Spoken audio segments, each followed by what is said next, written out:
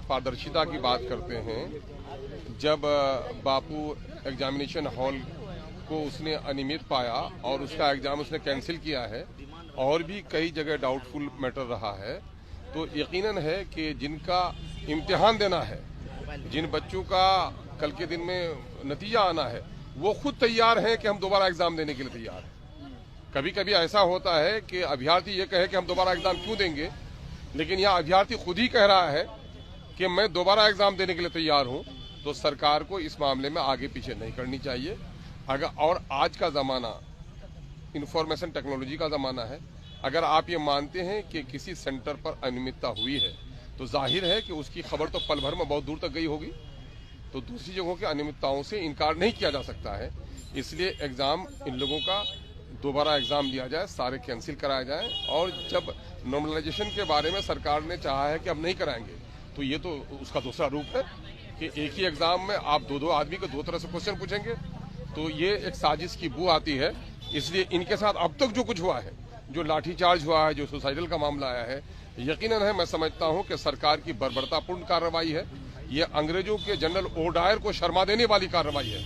वो तो दुश्मन के डंडे हम पर बरस रहे थे, लेकिन ये लोकतंत्र के नाम पर चुनी गई सरकार अगर यहाँ के सम्मानित पढ़े लिखे नौजवानों के बदन पर डंडे चला रही है और तमाम तर पार्टियां कह रही हैं कि साहब इसको आप दोबारा री एग्जाम लीजिए, बच्चों का कैंसिल करिए सबको, तो इस पर अगर तैयार नहीं है तो सरकार का ये जो रवैया है, ये कहीं से लोकतांत्रिक रवैया नहीं है, ये डिक्टेटरशिप है। इसका विरोध किया जाना चाहिए। और मैं समझता हूं कि मरे हुए बकरी की खाल से भांति बनती है तो लूहा गल जाता है। जयप्रकाश बाबू ने इन्हीं छात्रों के जरिए से आंदोलन किया था और इंदिरा गांधी को गद्दी से उतार दिया था, तो नीतीश बाबू कम न समझें। अगर ये नौजवान सड़कों पर उतर आए तो यकीनन है कि इनको गद्दी से उतार कर छोड़ेंगे और इसको चिंगारी को शोला बनने न दे सरकार और मामला हल करे, कल के एग्जाम को रोकवाए और तमाम तर एग्जाम को कैंसिल कराए। 4 जनवरी को परीक्षा होनी है 22 के दूर, क्या कहें? मैंने कहा तो कि कल के एग्जाम को रोकवाए और इन लोगों का मामला इनके साथ बैठकर हल करें और उसके बाद ही कोई आगे का कदम बढ़ाए। तो देखिए, अब छात्रों को समर्थन देने MIM के नेता भी पहुंच गए हैं और यहाँ पर छात्रों की जो मांग है उसको जायज बताई जा रही है। और देखिए, रहमांशु सर भी धरना स्थल पहुंच गए हैं, राणा रंजीत जी भी हैं। तो क्या लग रहा है, सरकार मानेगी कल परीक्षा है? देखिए, सरकार जो है इसको मान सम्मान का मुद्दा बना करके बैठी हुई है। ये बहुत नॉर्मल है। बिहार ही नहीं, कई ऐसे स्टेट में एग्जाम है कैंसिल हुआ है, दोबारा एग्जाम कराया गया। ये मान सम्मान का मुद्दा नहीं बनाया जाना चाहिए, वरना तरह तरह के लोग आरोप लगाएंगे आप पे। लोग कहेंगे कि रिजल्ट पहले ही तैयार हो गया था, करोड़ों रुपए का घूस और लेन देन पहले ही हो चुका था। तो ऐसी चीजों से अगर बचना है तो आपको एग्जाम कराना चाहिए और समझदारी का परिचय देना चाहिए। सरकार को सुनने के लिए तैयार नहीं है। सुनने के लिए तैयार नहीं, तो आप देख रहे हैं छात्र आंदोलन जो है इतिहास गवाह है कि बड़े बड़े देश में बड़े बड़े सरकारों को उखाड़ करके फेंकने की ताकत छात्र आंदोलन में रही है। और बिहार तो जयप्रकाश जी की धरती है, इसको बखूबी जानती है। तो अगर नहीं संभलेगी सरकार तो बहुत बड़ा खमियाजा भुगतना पड़ेगा और इसकी शुरुआत हो चुकी है। चिंगारी जो है आग का रूप ले लेगी। तो अब प्रदेश अध्यक्ष यहाँ पर मौजूद हैं, सरकार ने उस पर जांच क्यों नहीं कर रहा है? जल्दीबाजी क्यों एग्जाम ले रहे हो? 5 दिन रोक दीजिए, 10 दिन रोक दीजिए, जांच करवा लीजिए। संलिप्त अधिकारी है ना, सोच जानता है कि हम लोग का जो है ना, अगर अति करेंगे तो भंडा फूटेगा, सब फंस जाएगा। इसलिए को बात को सरकार दबाने की प्रयास करती है, लेकिन हम लोग अधिकार मोबाइल के जमाने 5 मिनट चाहिए, 2 मिनट में सारा कुछ हो जाता, वायरल हो जाता है। सर उसे मंत्रालय थोड़ी मांग रहे हैं, चेयर में बैठा दीजिए। नहीं, हम अपना हक मांग रहे हैं। तो आप लोग से सबूत मांग रहा है। भाई सबूत तो पेश कर दिए, आपके सब सबूत चाहिए, एक सबूत किए हैं, चीफ सेक्रेटरी दिए, राज्यपाल साहब को दिए हैं, सबको दे दिए। अब क्या चाहिए? अब आयोग ने सोचना चाहिए कि हम अब जांच करेंगे, फुटेज कहीं का नहीं दिया। 28-29 सेंटर का लिस्ट है हम लोग के पास, जो हम लोग एलिगेशन लगाए गए हैं। कल तो परीक्षा है, तब क्या करें? जो परीक्षा हो के भी रद्द होता है माननीय सुप्रीम कोर्ट न्यायालय के अनुसार। हम लोग सुप्रीम कोर्ट तक जाएंगे, अब क्या करें? सगर से डगडगा सबका दरवाजा ठकठका लिया, कोई साथ नहीं दिया। न पक्ष है न विपक्ष, कोई नहीं है। यकीनन है कि हाई कोर्ट सुप्रीम कोर्ट जाने का तो इनका अधिकार है, लेकिन एक लोकतांत्रिक सरकार को कम से कम हमारे नौजवानों को, और बिहार में सबसे सम्मानित परीक्षा के अभ्यर्थी ये हैं, उनकी कथा सुननी चाहिए, उनकी तकलीफ सुननी चाहिए। जब अनियमितता की बातें इनके तरफ से उठी हैं, वहां पर जो एग्जामिनेशन सुप्रिंटेंडेंट रहे हैं, वहां जो DM रहे हैं, उन लोगों ने भी माना है कि वहां पर कुछ अनियमितताएं हुई हैं और कल तक ये बात आ रही थी सिर्फ एक सेंटर पर और 22 सेंटर पर लेने जा रहे हैं।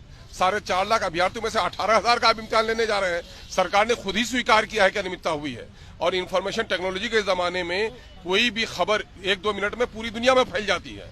तो ऐसे वक्त में सारे सेंटर के एग्जाम कैंसिल होने चाहिए और मामला ये है कि एग्जाम ये खुद देंगे, आपको एग्जाम कंडक्ट कराना है।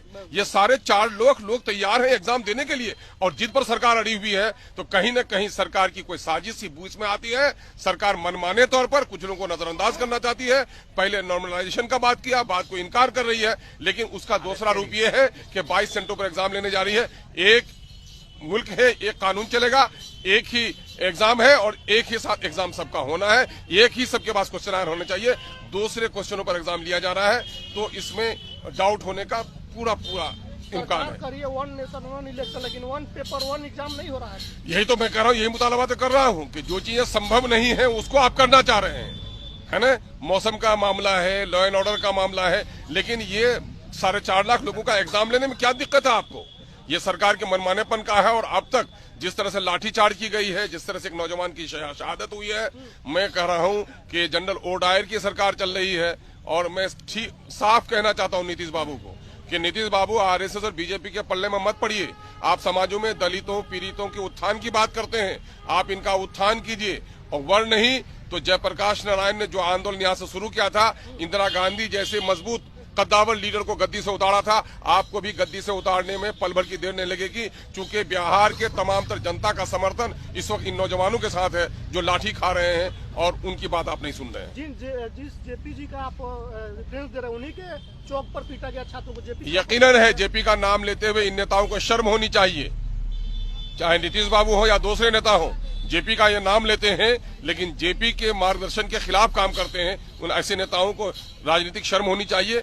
और मामला ये है कि जब ये एग्जामिनी खुद एग्जाम देना चाह रहा है तो आपको दिक्कत किस बात की है? अरे आदमी खुद पेशेंट करा के दोबारा मेरे पेट में दर्द है, मेरा पेट को दोबारा फाड़ो, तो आपको फाड़ने में क्या दिक्कत है? ये दोबारा खुद एग्जाम देना चाहते, एग्जाम लेना चाहिए। अगर सरकार एग्जाम नहीं लेती है तो मैं समझता हूं कि ये जन आंदोलन का मामला होगा और इनका समर्थन करना, इन नौजवानों का समर्थन करना बिहार की तमाम तर राजनीतिक पार्टियों का और आम जनों का नैतिक और राजनीतिक दायित्व होगा कि इनका समर्थन किया जाए और करप्शन को बढ़ावा नहीं दिया जाए। इनको तो उपद्रवी बताया जा रहा है। यकीनन है वो सारे लोग जो सच बात बोलते हैं। कल तक जब आजादी की लड़ाई लड़ते थे भारतवासी तो अंग्रेज उसे बगावती कहते थे और आज हम उसे क्या कहते हैं? आजादी के पहलवान कहते हैं।